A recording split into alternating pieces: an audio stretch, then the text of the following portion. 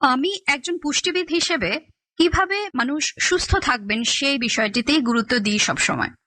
একজন সুস্থ সবল মানুষের বেঁচে থাকার জন্য প্রয়োজন নিয়মিত শরীরচর্চা। অন্যদিকে শরীরচর্চার জন্য দরকার খাবারের সুন্দর নিয়ম কানুন। নিয়ম না মেনে খাবার খেলে শরীর হতে পারে আরো খারাপ। আমরা অনেকেই সুস্বাস্থ্য ধরে রাখার জন্য শরীরচর্চার উপর গুরুত্ব দিলেও খাদ্যাভ্যাসের দিকে তেমন নজর দিই না।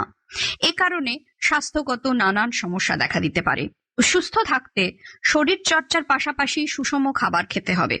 ডায়েটে পুষ্টিকর খাবার না থাকলে হাজার চেষ্টাতেও সুস্থ থাকা সম্ভব নয়।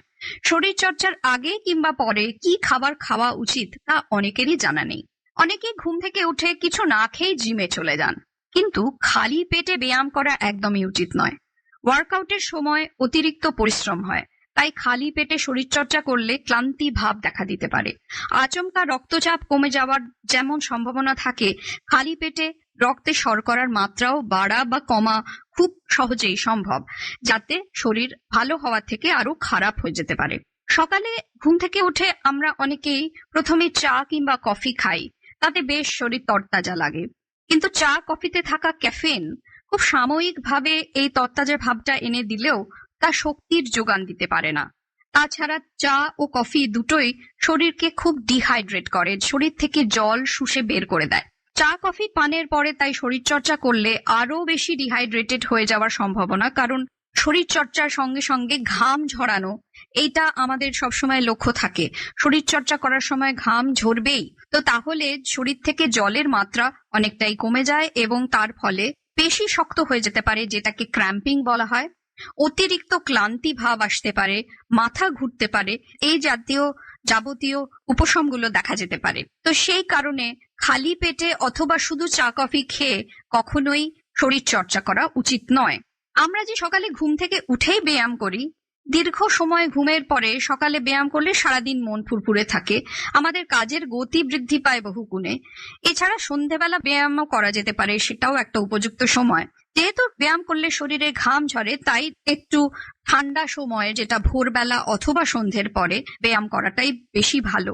কিন্তু ঘুম থেকে ওঠার পরে আমাদের ওই 8 ঘন্টা ঘুমের মধ্যে তো আমরা কোনো খাবার খাই না, সেই সময় পেটটা সম্পূর্ণ খালি হয়ে যায়।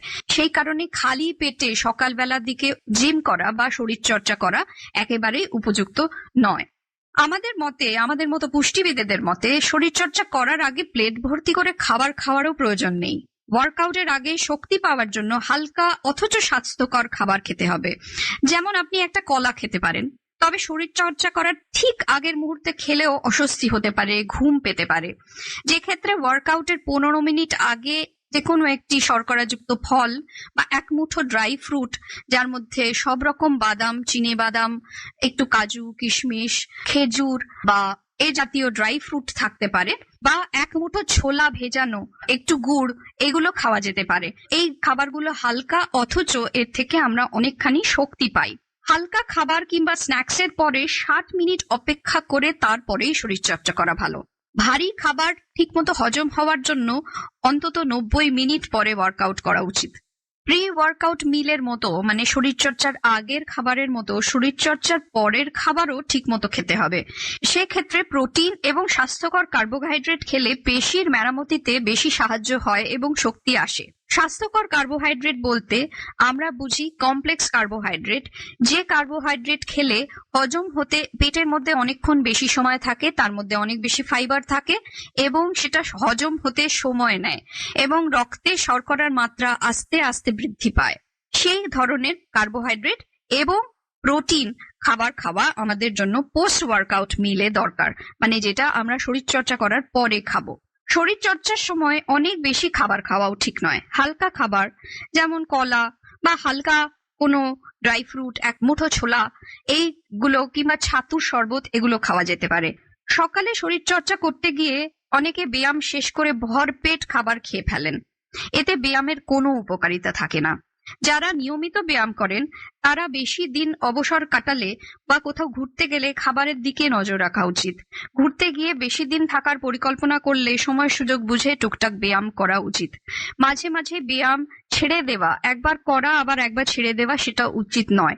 ধারাবাহিকভাবে ব্যায়াম করে যাওয়াটা আমাদের পক্ষে, শরীরের পক্ষে বেশি উপকারী। এতক্ষণ আপনার স্বাস্থ্য অনুষ্ঠানে শুনলেন একটি কথিকা, যার বিষয় ছিল শরীর চর্চায় পুষ্টির ভূমিকা। কথিকাটি বললেন পুষ্টিবিদ পারমিতা দাস দত্ত।